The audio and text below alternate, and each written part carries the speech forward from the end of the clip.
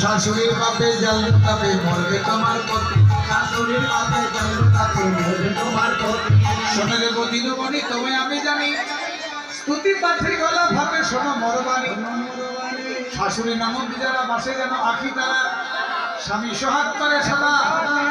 এসব মরিয়া যাবে তবে বামর কিবা হবে, কেমন জিয়াবে বলো রাধা।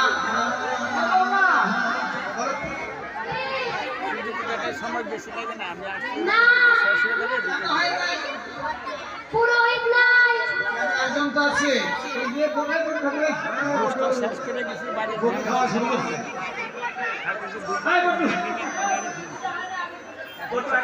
এই যে বটি থাকো, এই যে এই বটিকে এই বটি খাওয়া শুরু করছে।